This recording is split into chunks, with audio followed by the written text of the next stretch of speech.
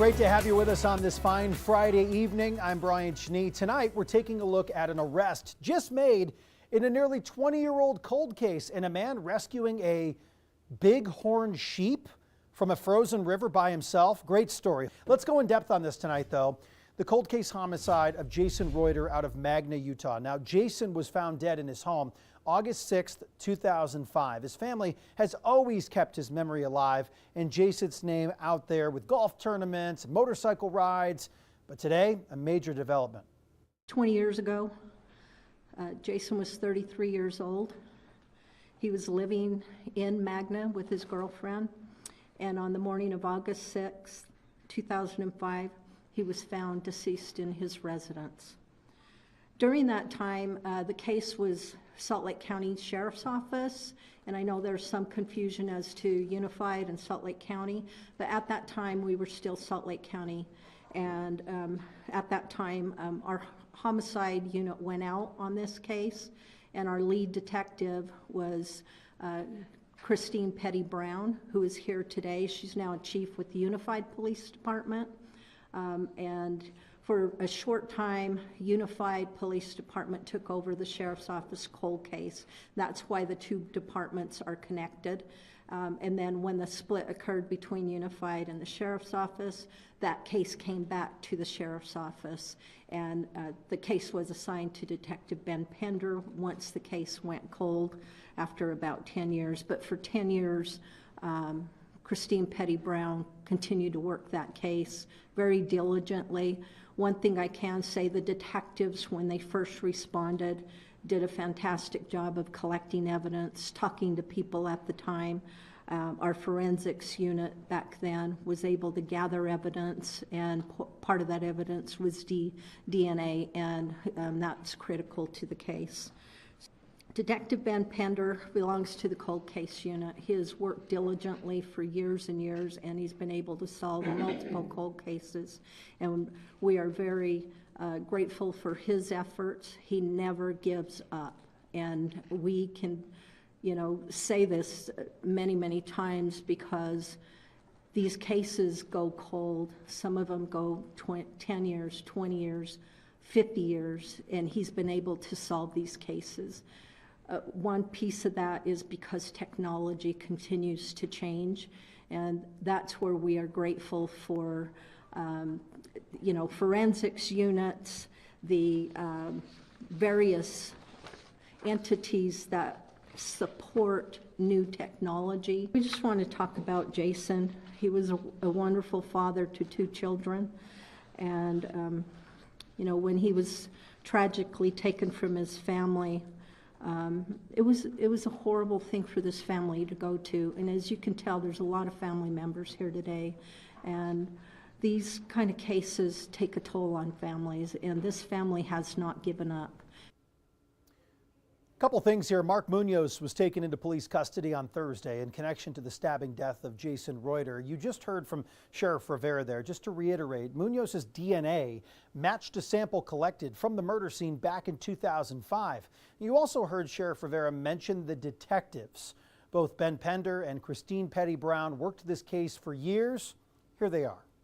It's actually really exciting. I was able to reach out to Chief Petty Brown here many years and many hours on this case, and was able to we were able to kind of work together on this, and from there it's the beginning of the next stage, right? The work's not completed. It's really kind of just starting.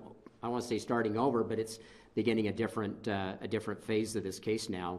I mean, it was just a wonderful feeling when Detective Pender called me and advised me of the CODIS hit, because I worked this case for 10 years when I was in the homicide unit, and I just want to thank the family, because in that unit, you work a case and then the next one comes and the next one, but these people didn't let me forget. Nikki, Stephanie, their aunt in Florida, almost weekly calls sometimes for almost 10 years while I was in there. So kudos to them for keeping this on the forefront and in our minds. And then when I left that unit and I knew Detective Pender was taking over this case, I told him, I'm dependent on you. You need to solve this case. If I'm 80 years old and sitting on my porch, I expect a subpoena to come. You just better solve it. So What a great feeling that was to meet with the family last night too, to see their relief and their happiness.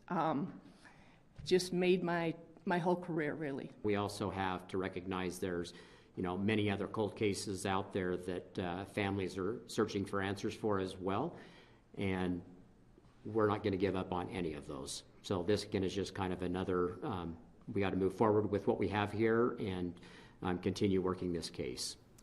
Nearly a dozen members of either Jason Royter's family or close friends were there today for the announcement about his case. His sisters and his own son, emotional about what they've learned in the last 24 hours. Jason was my brother, Andy's dad. I don't know what to say. I've been going through so many emotions in the last 24 hours.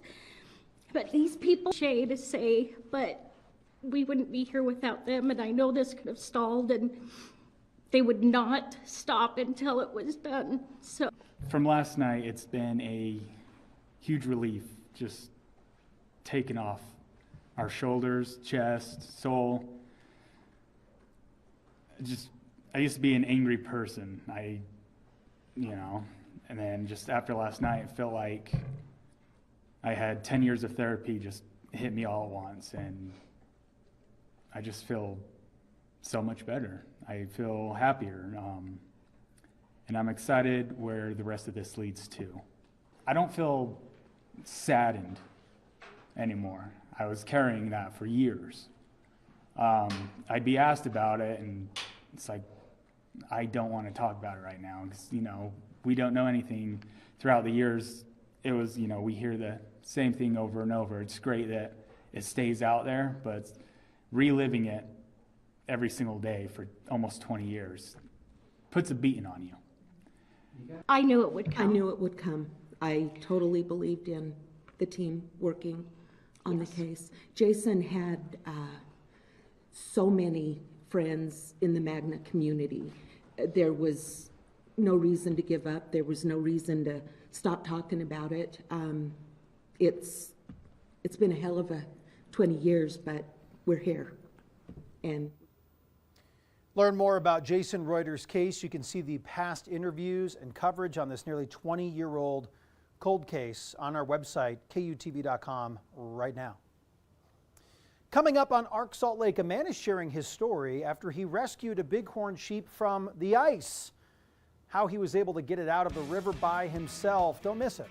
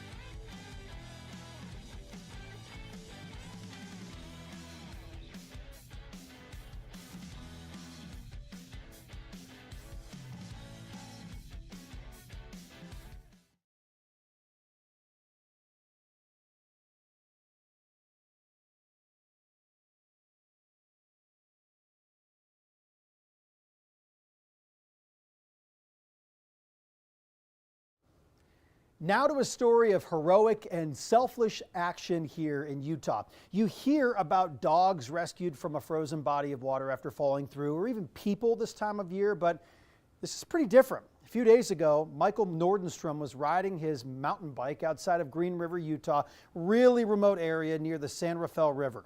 He stopped to snap a photo of the river when he noticed a bighorn sheep was in the icy river with nowhere to go, was partially submerged in the water, partially up on the ice, but seemingly stuck. After a mutual friend reached out to me about this, I caught up with Michael to hear his story. Pushed a little further around the bend and turned to take a picture, and that's when I noticed that the bighorn sheep was in the river, couldn't get out, just struggling, and I felt so sad. I just felt so sorry for him. And then from that point, I didn't know what to do. So I felt like I should just kind of go check it out a little bit more. I couldn't get down to where he was. I just kept going. About another 50 feet, I found a trail that the other animals had made that led me down to the river. And there was a little gravel beach there. And the ice was thick enough that it would hold my weight. I had a wooden staff I had picked up as I was going through the brush. And I just crept toward him thinking, this could be really great or really terrible. It could have ended so badly. I was all by myself in the middle of nowhere. When I got to him, I took a photo. He seemed really calm. Luckily, there was a tamarisk root, a big root sticking right out of the riverbank. Otherwise, there would have been nothing for me to hold on to. So much had to go perfectly for this to happen. I grabbed the root with my left hand, and then I grabbed the sheep by his, with my right hand, grabbed his horn, and then just pulled him right up and out of the water. I mean, he didn't struggle. He helped get himself out. It was pretty remarkable. Did he say anything to you? He didn't say anything the whole time. He was just silent. No grunting. He, didn't appear to be in pain. He was just wet. He was breathing really heavily. So I let him rest for a few minutes.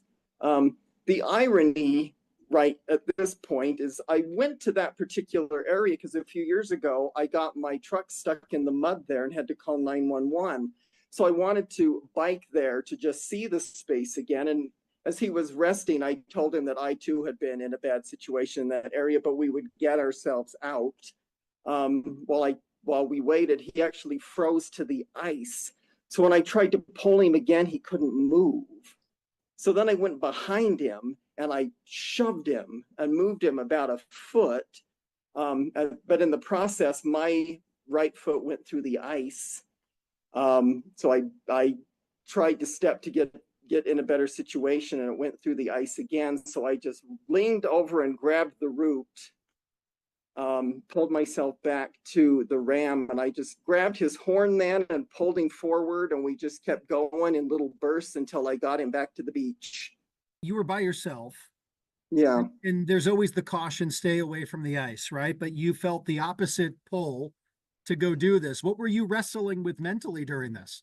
I was less afraid of the ice than I was if once I pulled him out, if he would, headbutt me or attack me.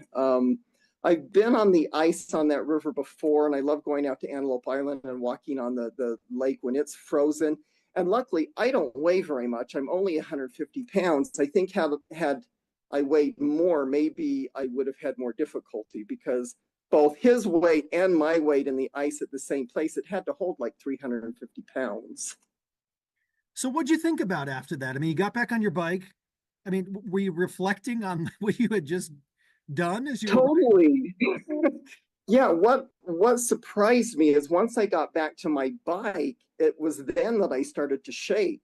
I'd remained really cool and collected during the whole ordeal. It was when I got to my bike that I kind of fell apart. I was shaking a bit, still kind of feeling oddly guilty, like wondering, did I pull him onto the beach enough? Was he going to be okay? Should I have stayed there till he got on his feet and made it up into the brush? But I was like, I did all I could do. It was up to him at that point to get himself out. How long did all of this take, or how long did it feel like it took? It certainly felt like longer than it probably did. All of it might have taken 6 or 7 minutes, 10 at the most. In hindsight, I think once I grabbed his horn, I should have just kept right on going and just pulled him out. I let him have little rests because I thought maybe that would just help him be more calm. This is a fabulous story. I have a really great 2025 plan. I like to hike and backpack, and this is already probably my best story of the year. If anything tops it, I don't know what it would be, but I'm grateful that I was brave enough and empathetic enough and had the skill to do this and help get him out. Well, is that like not all heroes wear capes sort of moment right there? Michael, just with the intuition, my man. Thanks for the time, and thanks for letting us share your story. What do you got?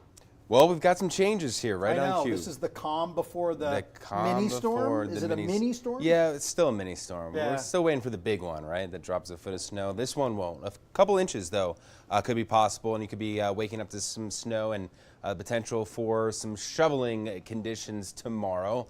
Right now, the temperatures have cooled down quite a bit. We are now officially below freezing here in Salt Lake City. We're at freezing in Ogden and down through Provo at 31, 27 in Price, 33 in Panguitch. So you get the deal. The whole state is nice and cold. We get ready also for one component of the storm is the winds that we're going to be dealing with as we get into the day tomorrow up towards the north along the northern Wasatch Front, those easterly downsloping canyon winds that we've got to deal with, 20 to 40, even close to 45 miles per hour in the Farmington area. That will be an all-day kind of event, so you want to make sure everything is tied down and secure. We're just waiting for the snow at this point. The cold front draped just down to the south.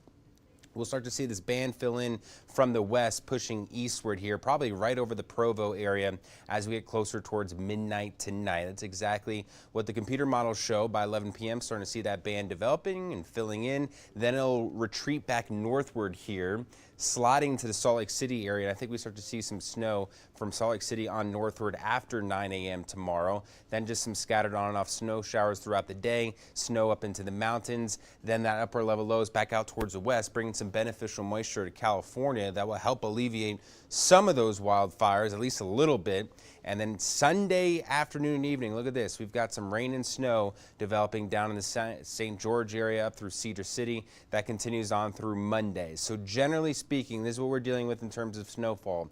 About an inch to less than an inch from Salt Lake City on northward. Now south of Salt Lake City, Tooele, Draper, Alta, of course, Spanish Fork, and then along the Wasatch back, those will be the winners here, basically into Utah County, back out into Wasatch County, Tooele County as well, right in this red polygon there south of the area. And then down towards the south, Cedar City, Bryan Head, Panguitch, Beaver, Richfield, you could do pretty well here with that second part of the storm, and this will likely again end the dry streak in St. George. It's been remarkably dry, 58 days going on without any measurable rain or snow, likely to end by Sunday, if not Sunday, then Monday. So as we head into the overnight, we're down into the 20s and teens. It's going to be a cold one. Here's a look at where that band will set up as we get into tomorrow morning, continuing on through about lunchtime, gradually tapering off into the afternoon, still dry down towards the south. St. George, you've got temperatures into the 50s, then the 40s here with that mix of rain and snow as we make our way into Monday to Tuesday, drying out by Wednesday. And then along the Wasatch Front, there's that snow for Saturday, tomorrow. Breezy conditions, also very cold, not getting above freezing. And then a little bit of a warm-up, gradual warm-up into next week. And then another full week, Brian, here of dry conditions before maybe another weekend storm. Once again, just can't do it Monday through Friday here. Got to let everyone make it to work safe. Coming up on Arc Salt Lake, a trip to Paradise was canceled after a flight crew made a mistake, what caused the emergency slide to deploy on this Delta plane.